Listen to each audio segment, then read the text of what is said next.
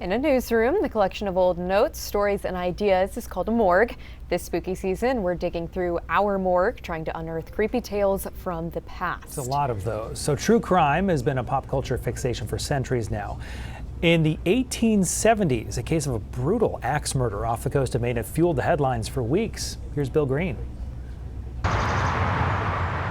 In a Portsmouth cemetery lie the bodies of Annetta Matea and her sister-in-law, Karen Christensen.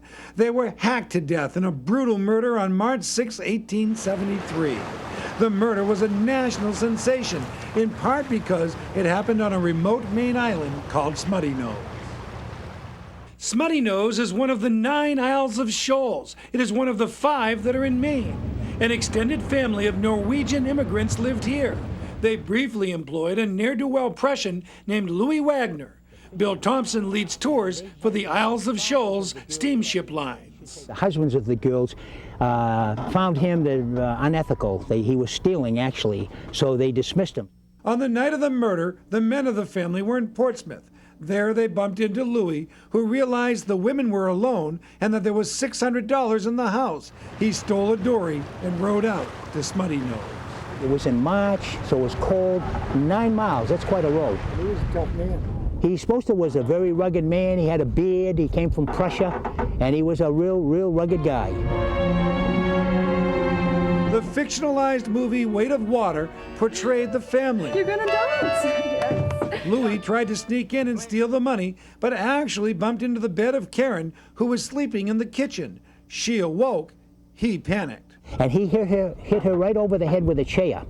Now, the 2 girls in the other room hollered, they heard the commotion, and Maureen said, "Karen, what's going on out there?" And she said, "John is killing me, John is killing me." Well, the 2 girls opened the door, and they saw Louis Wagner. The women locked the bedroom door. Louis ran outside and grabbed this axe, which can be seen at the Portsmouth Athenaeum. He caught Karen's sister-in-law, Annetta, as she jumped out the bedroom window. He picked up the axe and he swung it.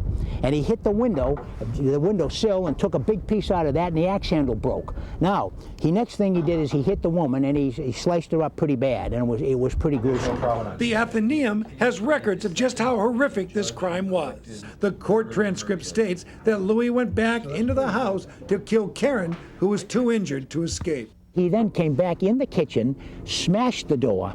At the same time he did that, he grabbed Karen when he got in the bedroom, strangled her, put a scarf around her neck, tightened it up. She died. Now Maureen is outside. She has leaped out the window. She has that little skirt on. She has a white kind of a sleeping set, how they wear an undershirt. And she headed out and she hid under a rock for 6 hours, and he couldn't find her. There were 50 people living on these islands, including carpenters that were building the Oceanic Hotel, a building which still stands on nearby Star Island.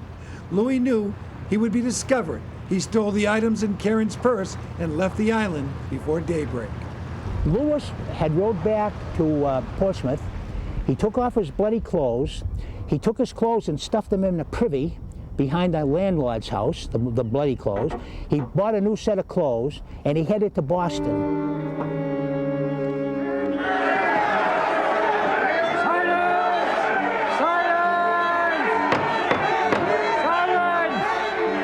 The trial in Alfred lasted 9 days. Maureen's testimony, lots of evidence, and a horrible alibi convicted Louis Wagner. He was hanged at the Maine State Prison in 1875.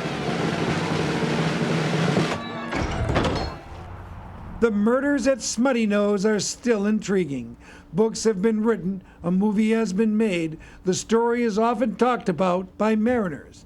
And every year on March 6th, people see the ghost of Louis Wagner down on Portsmouth's waterfront. Quite the story, right? Bill Yeah. Green from 2005. Now, some will tell you Wagner was the last person executed here in Maine. You can tell them that's not true. The state killed 3 more people before abolishing capital punishment in 1887.